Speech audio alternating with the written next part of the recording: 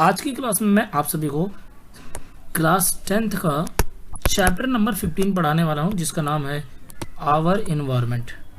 और इस चैप्टर में वैसे अगर आपके पास सपोर्ट मटेरियल है जो गवर्नमेंट की तरफ से मिलता है तो उससे आप देख सकते हो, क्योंकि वही सारे नोट्स हैं। बस मैं थोड़ा सा इनको क्लेरिफाई करके और अच्छे से आपको रियल लाइफ एग्जांपल देके समझा दूंगा। इतनी गारंटी है कि अगर आप एंड तक टिकेंगे और एंड तक अगर आपने पूरा लेक्चर देख लिया तो मेरी इस बात की गारंटी है कि आपको पूरा का पूरा चैप्टर समझ में आ जाएगा। बहुत इंपॉर्टेंट है, क्योंकि अकेला ये जो टर्म 2 का एग्ज़ाम आ रहा है इसमें अकेला ये 5 मार्क्स का है। छोटा सा चैप्टर और ज़्यादा कुछ है भी नहीं इसमें, फिर भी 5 मार्क्स का चैप्टर है। तो अगर मैं सबसे पहले स्टार्ट करूँ आवर इन्वायरमेंट, बेसिकली आपको मालूम होना चाहिए कि आवर इन्वायरमेंट में होता क्या है। इन्वायरमेंट के बारे में पढ़ना है। सबसे पहले तो जितनी भी चीज़ें हैं इन्वायरमेंट के अंदर, उन सभी को दो चीज़ों में बांटा गया है। एक तो हो गया आपका बायोटिक, ठीक है, और एक होता है ए बायोटिक। दो चीज़ें होती हैं, बायोटिक और ए बायोटिक होती है। अगर मैं जितने भी लिविंग्स होते हैं उनकी बात करूं तो वो सभी के सभी बायोटिक में आएंगे, लेकिन अगर नॉन लिविंग की बात करूं तो वो सब ए बायोटिक में आएंगे। लिविंग में आप जानते हो कोई सा भी एग्जाम्पल ले सकते हो, जैसे कि ह्यूमन बींग्स वगैरह हो गए, एनिमल्स वगैरह हो गए। नॉन लिविंग में लेना आपको प्लास्टिक वगैरह ये सब चीज़ें ले लो, या फिर रिवर वगैरह मान लो, ठीक है, पॉन्ड्स, रिवर, फॉरेस्ट, ये सब नॉन लिविंग थिंग्स हो गए। बट अगर मान लीजिए इनको हम एक साथ रखते हैं, इन पूरे को एक साथ रखते हैं, तो उस पूरे को हम कहेंगे इकोसिस्टम। क्या कहेंगे? इकोसिस्टम। तो इकोसिस्टम समझ में आया एक्चुअल में बेसिक में क्या होता है इकोसिस्टम। ये आपका इकोसिस्टम था जब दोनों के दोनों एक साथ रहें, लिविंग और नॉन लिविंग थिंग्स दोनों एक साथ रहें, इंटरेक्शन रहे। ये तो थे हमारे लिविंग और नॉन लिविंग थे, ठीक है। उसके बाद आगे आते हैं। आगे देखिए, ये ए बायोटिक कंपोनेंट हो गया और बायोटिक कंपोनेंट हो गया, इतना शायद आपको समझ आ गया होगा। फिर जब मैं आगे बढ़ूंगा तो उसके बाद देखो, सबसे पहले जब हमने इनको कंपैरिजन कर लिया कि कौन से ए बायोटिक कंपोनेंट होते हैं, कौन से बायोटिक कंपोनेंट होते हैं, दोनों कंपोनेंट के बाद हमने बात किया न्यूट्रिशन के ऊपर। सबसे पहले आते हैं हमारे प्रोड्यूसर। तो अगर मैं सबसे पहले प्रोड्यूसर के बारे में लिखूँ, ठीक है, ये हो गया हमारा सबसे पहले प्रोड्यूसर। प्रोड्यूसर ऐसे लोग होते हैं जो प्रोड्यूस करते हैं, जैसे नाम से दिखा रहा है कि क्या करना है, वो प्रोड्यूस करेंगे। तो प्रोड्यूस जो भी करे, क्या चीज़ प्रोड्यूस करना है? फूड को। फूड को जो प्रोड्यूस करेगा उसे प्रोड्यूसर कहेंगे। मेनली अगर मैं बात करूँ तो सबसे ज़्यादा ग्रीन प्लांट जितने भी होते हैं वो लोग क्या करते हैं? फोटोसिंथेसिस करते हैं, ठीक है। कौन सी प्रोसेस करते हैं? फोटोसिंथेसिस प्रोसेस करते हैं और सनलाइट वगैरह का इस्तेमाल कर कर फूड बनाते हैं। तो जो बनाएंगे उसे हमने क्या कहा? प्रोड्यूसर कहा, ठीक है। उसके बाद प्रोड्यूसर के बाद अगर हमें आगे बढ़ना है तो हमारा दूसरा आता है कंज्यूमर। कंज्यूमर की बात करें तो क्या करे? कंज्यूम करे। कंज्यूम का मतलब क्या होता है? खत्म करना या लेना, एक तरीके से जो अपने अंदर ले रहा हो या खा रहा हो, फ्री में कंज्यूम कर रहा हो, जो अपने आप को ले रहा हो, ठीक है। सबसे पहले क्या लिखा है? इंक्लूड ऑल द एनिमल्स, जितने भी एनिमल्स है सबके सब होता है depend producer, produce directly upon और इनडायरेक्टली। जितने भी कंज्यूमर्स होते हैं डायरेक्टली भी बात करें और इनडायरेक्टली भी बात करें, दोनों तरफ से किन के ऊपर इंडिपेंडेंट रहेंगे? ये प्रोड्यूसर के ऊपर रहेंगे, ठीक है। प्रोड्यूसर के ऊपर पूरा डिपेंडेंट रहेंगे। ये जो कंज्यूमर्स होते हैं ये 4 तरीके के होते हैं। पहला हार्बीवोरस, कार्निवोरस, ओमनीवोरस और पैरासाइट्स, ये 4 होते हैं, ठीक है। सबसे पहले हार्बीवोरस के बारे में पढ़ते हैं। तो हार्बीवोरस एक ऐसी चीज है जो, जैसे अगर मैं हार्बीवोरस की बात करूंगा तो जो भी क्या करते हैं? ईट प्लांट्स, जो प्लांट्स को खाते हैं या प्लांट्स के पार्ट्स को खाते हैं उनको हम हार्बीवोरस कहते हैं, ठीक है। इतना समझ आया? तो अगर कोई भी जानवर है वो सिर्फ और सिर्फ प्लांट्स को खाए या प्लांट्स के पार्ट्स को खाए तो उसे हम हार्बीवोरस कहते हैं। जैसे एग्जांपल के तौर पे देखा जाए तो गोट लिखा है और डियर लिखा है, बकरी हो गई या फिर डियर हो गया, ये सब क्या होते हैं? हार्बीवोरस होते हैं। दूसरा अगर मैं बात करूं कार्निवोरस की, तो कार्निवोरस की जब मैं बात करूंगा तो कार्निवोरस ऐसे होते हैं जो सिर्फ और सिर्फ फ्लैश खाते हैं। फ्लैश क्या होता है? मांस। सिर्फ और सिर्फ फ्लैश खाते हैं, उन्हें हम कार्निवोरस कहते हैं, ठीक है। जैसे कि आपका हो गया टाइगर, हो गया क्रोकोडाइल, हो गया, ये सिर्फ फ्लैश खाते हैं। कभी टाइगर को देखे हो आप लोग कि वो घास खाए? नहीं ना, तो घास कभी को खाता ही नहीं है। अगली चीज अगर हम बात करेंगे तो अगला है हमारा ओमनीवोरस। ओमनीवोरस वो लोग होते हैं जो प्लांट्स को भी खा सकते हैं और फ्लैश या फिर मांस को भी, एनिमल्स को भी खा सकते हैं, तो उनको हम क्या कहते हैं? ओमनीवोरस कहते हैं। जैसे कि एग्जाम्पल के तौर पे ह्यूमन हो गया। ह्यूमन आपने देखा है आप ही हो लगभग, ठीक है, उसी से मैं देख लेना आप ही हो। तो जितने भी ह्यूमंस होते हैं एग्जाम्पल के तौर पे, ये सारे के सारे ऑमनीवोरस होते हैं। ये नॉन वेज भी खा सकते हैं, मतलब एनिमल वगैरह भी खा सकते हैं, और फ्लैश वगैरह भी, और प्लांट्स वगैरह भी सब खा सकते हैं, ठीक है। अगला आता है पैरासाइट्स। पैरासाइट्स का मतलब होता है ये किसी भी होस्ट के बॉडी पे रहते हैं और उसी की बॉडी से फूड लेते हैं, जैसे लाइस हो गया, ठीक है, कास्कटा हो गया। जैसे मान लीजिए कि ये आपकी बॉडी है, ठीक है, ये आप हो, आपकी बॉडी है, ठीक है। अगर आपके सर पे जू है, ठीक है, लाइस जिसे बोलते हैं, तो अगर आपके सर पे जू है तो वो क्या करेगा, वो आपका न्यूट्रिशन लेगा और उसी को खाएगा, उसी से बड़ा होगा। तो आपकी जो बॉडी रहेगी, आप पूरा होस्ट कहला जाएंगे, और वो जो रहेगा जो न्यूट्रिशन ले रहा है उसको पैरासाइट कहेंगे, ठीक है। तो ये था आपका पैरासाइट्स था। उसके बाद आगे बढ़ते हैं। पैरासाइट्स के बाद आता है हमारा डीकम्पोजर्स। डीकम्पोजर्स का मतलब होता है इसमें सारे एनिमल्स इंक्लूड होंगे जो डेड प्लांट्स को या एनिमल्स को डीकम्पोज करते हैं, ठीक है। क्या काम करेंगे, वो डीकम्पोज काम करेंगे। जैसे आपका बैक्टीरिया हो गया, ये सब क्या करते हैं, आपने देखा होगा एक एग्जांपल, अगर हम किसी की डेड बॉडी लें, ठीक है, ये होगा डेड बॉडी हमने लिया किसी को, उसको हमने सॉइल के अंदर दफना दिया, मिट्टी में दफना दिया। कुछ समय बाद अगर हम देखेंगे तो सिर्फ और सिर्फ बोन्स बचती हैं, बाकी सब के सब खत्म हो जाता है, गायब हो जाता है। तो एक्चुअल में वो सब जो मांस था वो सब कहाँ गया, वो सब क्या करते हैं, जो बैक्टीरिया हो गए, फंगस हो गए, ये सब क्या करेंगे, उसको डिकम्पोज कर देंगे, ठीक है, और उसके बाद फिर वो नेचुरल रिसोर्सेज में बन जाएगा। ये था आपका डिकम्पोजर्स था कि डिकम्पोजर्स कैसे काम करते हैं। उसके बाद अगला आता है आपका फूड चेन। फूड चेन की अगर मैं बात करूं तो फूड चेन एक ऐसी सीरीज है ऑर्गेनिज्म की जिसमें एक ऑर्गेनिज्म दूसरे ऑर्गेनिज्म को खाता है, ठीक है। एग्जांपल के तौर पे अगर ग्रास है, घास एक प्लांट है, उसको किसने खाया, डियर ने खाया, और डियर को किसने खाया, लायन ने खाया। तो ये क्या है, एक अलग अलग ट्रॉपिकल लेवल पे जा रहा है, मतलब एक ने एक को खाया, एक ने एक को खाया, तो ये फूड चेन हो जाता है, ठीक है। इसमें वेरियस स्टेप्स होते हैं जिसमें ट्रांसफर ऑफ एनर्जी होता है, उसे हम ट्रॉपिकल लेवल कहते हैं। मतलब जैसे देखो, कोई भी ग्रास है, घास है, उसको कोई भी खाता है तो घास की एनर्जी उसको मिलेगी, और उसको किसी ने खाया तो उसकी एनर्जी उसको मिलेगी। दैट मीन्स ये पूरा एक ट्रॉपिकल लेवल बनता है, ठीक है। लेवल कैसा होता है, देखिए बताता हूं। देखो लेवल की अगर मैं बात करूंगा तो सिंपली फ्लो ऑफ एनर्जी हम किसे हैं, ये पेपर में आता है कि फ्लो ऑफ एनर्जी कैसे होता है। फ्लो ऑफ एनर्जी की बात करें, सिंपली बेसिक अलग अलग ट्रॉपिकल लेवल्स होते हैं, ठीक है। The flow of energy in a food is unidirectional. Unidirectional का मतलब होता है सिर्फ उसका एक ही डायरेक्शन होता है, ओनली वन डायरेक्शन हम कह सकते हैं। ऐसा नहीं हो सकता कि अपोजिट हो जाए, ऐसा कभी नहीं हो सकता। Green plants capture 1% of the sunlight capture, मतलब जितने भी ग्रीन प्लांट्स रहेंगे वो क्या करेंगे, सिर्फ 1% लेते हैं। मतलब अगर यहाँ पे सनलाइट है, ये आपका सनलाइट हो गया, सनलाइट के पास सबसे ज़्यादा एनर्जी है। इस एनर्जी का क्या होता है, टोटली सबसे पहले तो फोटोसिंथेसिस की प्रोसेस होगी, और फोटोसिंथेसिस की प्रोसेस में जो आपके प्लांट्स रहेंगे वो क्या करेंगे, सिंपली फोटोसिंथेसिस की से फूड बना लेंगे। और फूड जो बनाया, तो अगर मान लीजिए टोटल यहाँ पे एनर्जी, प्रोड्यूसर की बात करते हैं। देखिए अगर मैं प्रोड्यूसर की बात करता हूँ, सिंपली सबसे पहले ये था आपका प्रोड्यूसर, ठीक है। प्रोड्यूसर ने कोई भी चीज़ प्रोड्यूस करा, अगर उसके पास मान लीजिए 1000 जूल की एनर्जी थी, तो उसको जो खाएगा उसको सिर्फ 10% ही एनर्जी मिलेगा। जैसे प्राइमरी कंज्यूमर्स, अभी आपने एक एग्जांपल देखा था कि जो ग्रास था उसको खा रहा था डियर, ठीक है, और डियर को कौन खा रहा था, लायन खा रहा था। तो इस तरीके से आपका ट्रॉपिकल लेवल था कि अगर ग्रास है, ग्रास के पास 1000 जूल रहा होगा, तो उसको जो खाएगा उसको सिर्फ 100 जूल ही मिलेगा।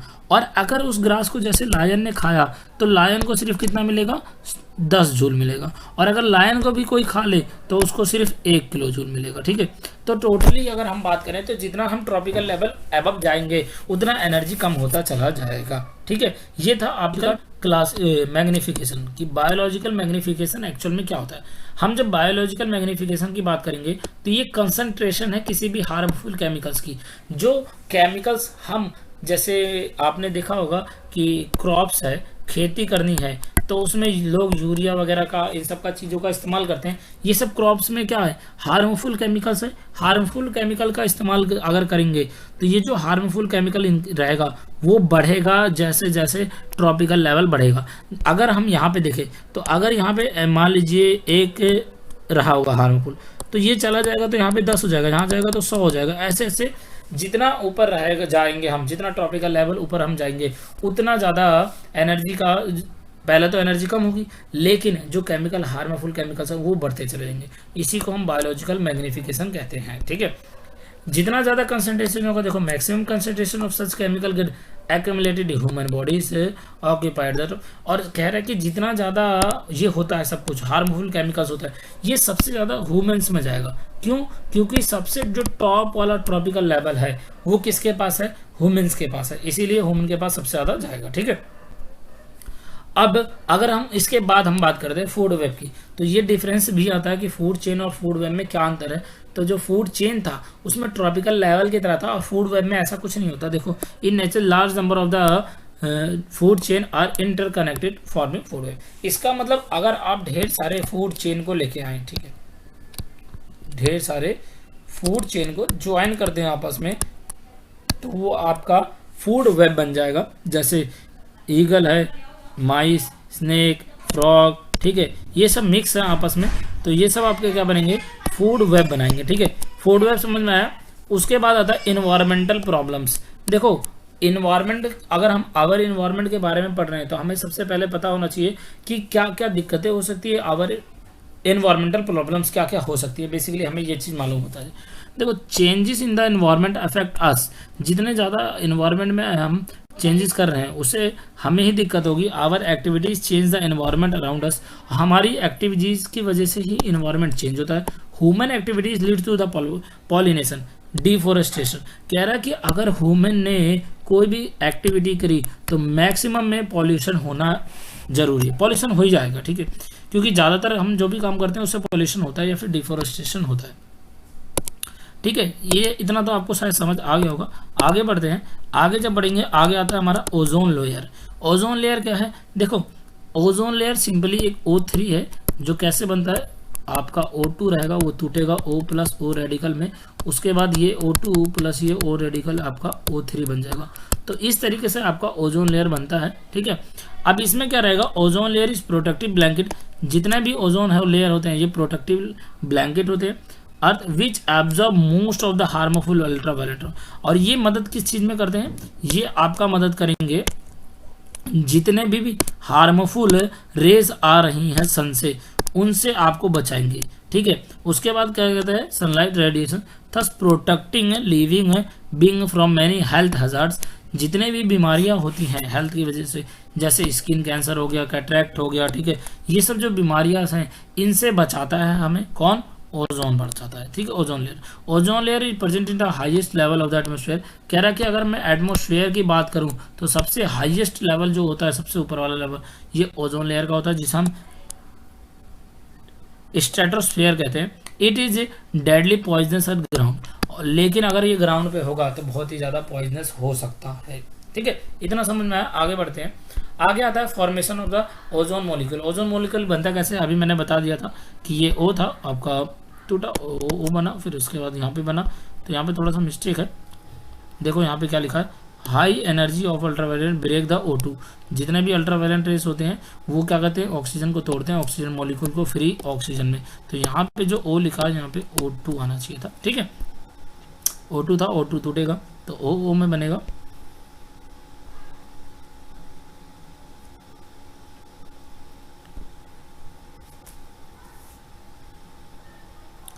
आगे बात करते हैं, फिर उसके बाद कंबाइन होकर ऑक्सीजन के साथ O3 बन जाएगा। तो ये आपका ओजोन लेयर का था। अब आता है डिप्लेशन ऑफ ओजोन लेयर, कैसे कैसे कम हो रहा है। अगर 1985 की बात करें, the decrease in the thickness of the ozone layer over Atlantic, the decrease of the thickness of the ozone layer. सबसे पहले जो ओजोन लेयर का जो डिक्रीज थिकनेस था, मोटापा था, वो कम सबसे पहले 1985 में पता लगाया गया था। ठीक है, जिसे ओजोन होल के नाम से जाना गया।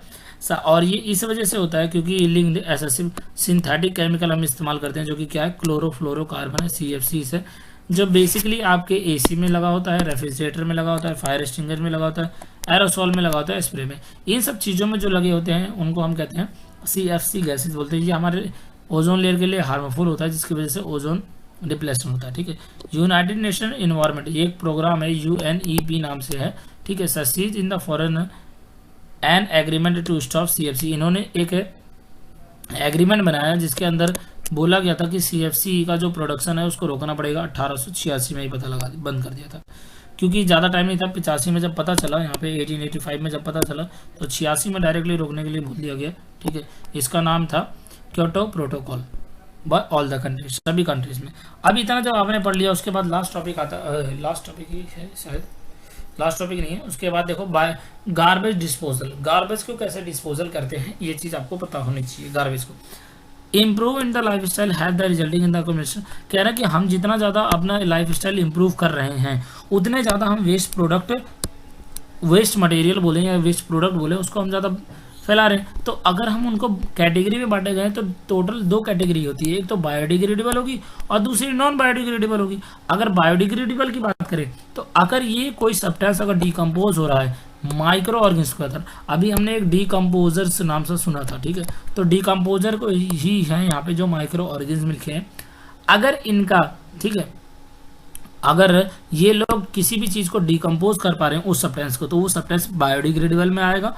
और अगर नहीं होता, जैसे फ्रूट्स हो गए, वेजिटेबल्स हो गए, ये सब चीज़ें आप देखो कि फ्रूट्स को अगर आप फेंक देते हो मिट्टी में ऐसे, तो अपने आप वो एकदम डिकम्पोज होकर सड़ के गल के ख़त्म हो जाता है। ठीक है, तो ये आपका बायोडिग्रेडेबल में आ जाएगा। लेकिन अगर मैं नॉन बायोडिग्रेडेबल सब्सटेंस की बात करूंगा तो ये ऐसे चीज़ होते हैं जैसे प्लास्टिक हो गया, ये सब सिंथेटिक हो गया, सिंथेटिक फाइबर हो गया, रेडियो एक्टिव, ये सब आसानी से डिकम्पोज नहीं हो पाती।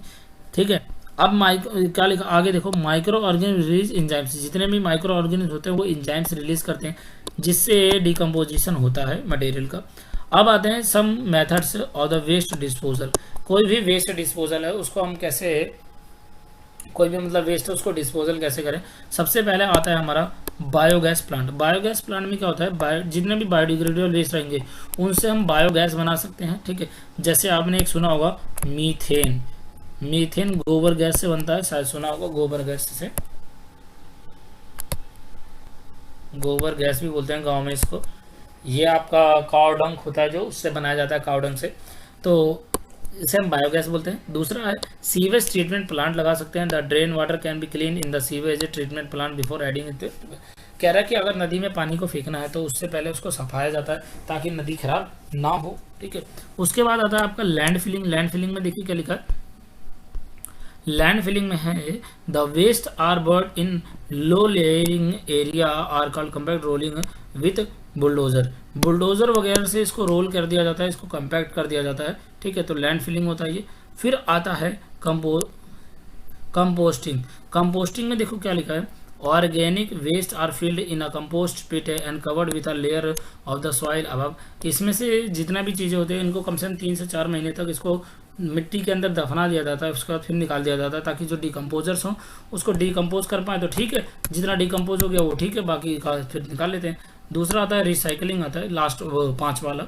रिसाइकलिंग में देखो जितने भी नॉन बायोडिग्रेडेबल वेस्ट है उनको रिसाइकल किया जाता है। कैसे किया जाता है, जैसे प्लास्टिक है, अगर प्लास्टिक को देखा होगा आपने को बहुत सारे आते हैं जो कबाड़े का काम करते हैं, वो आपके प्लास्टिक को खरीद के लेके जाते हैं, उसके बाद इनको फैक्ट्रियों में ले जाया जाता है और फैक्ट्रीज में इनको फिर से यूज़ किया जाता है पिघलाकर, और फिर से नई नई बोतलें नई नई हर सामान बना दिया जाता है। तो ये रिसाइकलिंग में आता है। अगला आता है रीयूज़, और जो आपका रीयूज़ रहेगा, रीयूज़ में सिंपली जैसे कोई भी आइटम था आपका, उसको जब आपने एक बार इस्तेमाल कर लिया दोबारा से इस्तेमाल करना। जैसे आपकी कॉपी है तो आप क्या करते हो, कॉपी का जब आप इस्तेमाल कर दिए भर जाती है, फिर इसको बेच देते हो। अब बिकने के बाद क्या जाती है, ये फैक्ट्रीज में जाएगी, फिर इससे दोबारा से न्यूज़पेपर बनाए जाते हैं। तो इसको न्यूज़पेपर बनाने के काम में आ जाता है। अब दोबारा से लकड़ी तो नहीं कटेगी, इस वजह से इसको न्यूज़पेपर बनाने में। अब अगर आप सिंपल एग्जांपल देखोगे तो सिंपल एग्जांपल के लिए जैसे कि आपने कोल्ड ड्रिंक की बोतल देखी होगी, कोल्ड ड्रिंक की बोतल देखी होगी, उसको क्या करते हैं, पहले कोल्ड ड्रिंक पीते हैं, फिर उसके बाद फेंकोगे, तो उसमें आप उसके ड्रिंकिंग वाटर पी सकते हो, पानी रख के पी सकते हो, तो उसको रीयूज़ में ही रखा जाता है। कुछ क्वेश्चंस हैं, ये सब इसी के बेस पे क्वेश्चंस हैं। बाकी ये पूरा चैप्टर खत्म हो गया। आपको जो बताना था मैंने बता दिया सारा का सारा। अगर इसमें कोई चीज़ ना समझ में आई हो आपको स्टार्टिंग से एंडिंग तक, तो ज़रूर कमेंट बॉक्स में कमेंट कर लेना। और जिस चैप्टर को आपको चाहिए कि आपको कोई चैप्टर चाहिए जिसके मैं आपको नोट्स दे दूं फ्री में, कोई पैसा नहीं कुछ भी नहीं, सब कुछ फ्री होता है यहाँ पे, नोट्स दे दूं मैं यहाँ पे, या फिर आपको कुछ इंपॉर्टेंट क्वेश्चंस चाहिए तो वो चीज़ चाहिए वो भी मैं आपको दे दूंगा। अगर चाहिए तो आप डिस्क्रिप्शन बॉक्स में जाना, और डिस्क्रिप्शन बॉक्स में लिंक दिया होता है, किस चीज़ का पूछो, लिंक दिया रहेगा मेरे इंस्टाग्राम का। वहाँ पे फॉलो सोलो कुछ नहीं करना, मैं कभी नहीं कहूँगा कि आप मुझे फॉलो करें, फॉलो सोलो ना करें, डायरेक्ट आप जाइए वहाँ पे मुझे मैसेज करिए कि मुझे ये चीज़ चाहिए, ये नोट्स चाहिए, मैं वहाँ से आपको प्रोवाइड करा दूंगा। ठीक है, तो अगर वीडियो अच्छी लगे तो आप मुझे सब्सक्राइब कर सकते हैं। सब्सक्राइब कर लोगे तो भी जो भी न्यू वीडियोस आएंगी वो वीडियोस आपको तुरंत पता चल जाएंगी कि आ गया, तुरंत देख लेना। पेपर आने वाला ज़्यादा दिन नहीं बचा।